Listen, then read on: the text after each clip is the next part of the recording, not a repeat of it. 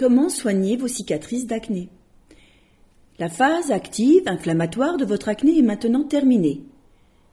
Mais votre visage reste marqué par des taches brunes ou rouges qui peuvent n'être que temporaires, ou votre visage est grêlé à cause de cicatrices, là, définitives, que l'acné a laissées derrière son passage.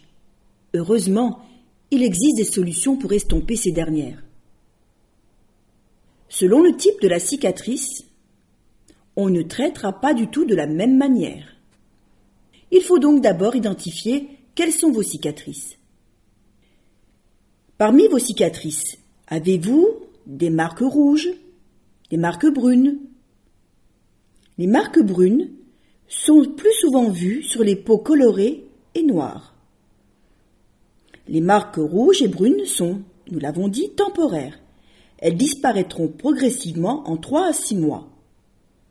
La disparition des marques brunes peut être accélérée grâce à des peelings superficiels à l'acide glycolique réalisés au cabinet du médecin esthétique en y associant des crèmes dépigmentantes à la maison. Vous pouvez aussi opter pour des solutions naturelles. Par exemple, le jus de citron qu'on tamponne pour atténuer les taches. Versez une cuillerée à café de jus de citron sur une boule de coton et étalez sur les taches brunes. Laissez agir pendant 10 minutes et rincez.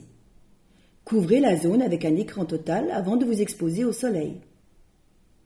Ou encore, la lotion anti-taches brunes que vous préparerez vous-même en mélangeant 10 gouttes d'huile essentielle de carotte, 5 gouttes d'huile essentielle de géranium, 5 gouttes d'huile essentielle d'ylang-ylang dans 2 cuillerées à soupe d'huile végétale non comédogène.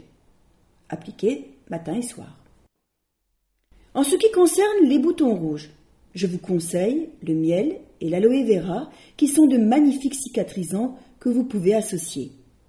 Le miel de thym est un antiseptique, anti-inflammatoire et cicatrisant naturel grâce à l'eau oxygénée et l'acide glycolique qu'il renferme. Une goutte sur une compresse. Parmi les cicatrices définitives, on différencie les cicatrices en creux ou atrophiques des cicatrices boursouflées ou hypertrophiques. Tout d'abord, les cicatrices atrophiques, c'est-à-dire donc les cicatrices en creux, en trous, déprimées. Elles peuvent faire suite à une lésion inflammatoire d'acné qui a détruit le tissu de la peau. Il en existe plusieurs variétés. Première variété, les cicatrices en creux, rondes, plus ou moins nettes, dites en cratère ou wagon ou boxcar. Elles forment de petites dépressions à la surface de la peau, lui donnant un aspect grelé. Plus ou moins profonde, ce type de cicatrice apparaît souvent sur les tempes et les joues. Elles ressemblent à des cicatrices de varicelle.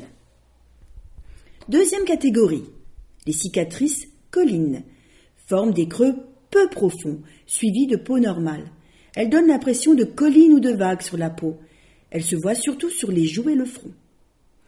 Et enfin, les cicatrices en pic à glace, qui sont, elles, beaucoup plus profondes. Elles sont aussi beaucoup plus étroites et rappellent les marques laissées par une piqûre d'aiguille, par exemple, le plus souvent sur les joues. Elles sont le résultat d'une infection profonde. Les cicatrices boursouflées, aussi appelées hypertrophiques, sont moins fréquentes que les cicatrices en creux atrophiques. Au lieu d'avoir un aspect creusé, celles-ci ont un aspect en relief, en bosse. L'inflammation va provoquer une sorte de mini-fibrose à la surface de la peau et engendrer un aspect de bosse rouge. La cicatrice prend souvent la forme du bouton qui l'a occasionnée, mais elle est surélevée. Les cicatrices kéloïdes ont un aspect similaire aux cicatrices hypertrophiques, mais elles continuent à croître, elles dépassent le bouton d'origine.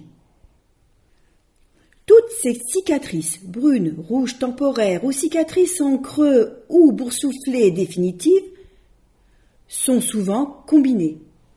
Éliminer un certain type permet de beaucoup moins remarquer les autres types. Petit rappel, avant de traiter les cicatrices définitives, il faut avoir réussi à sécher et éliminer les boutons rouges actifs.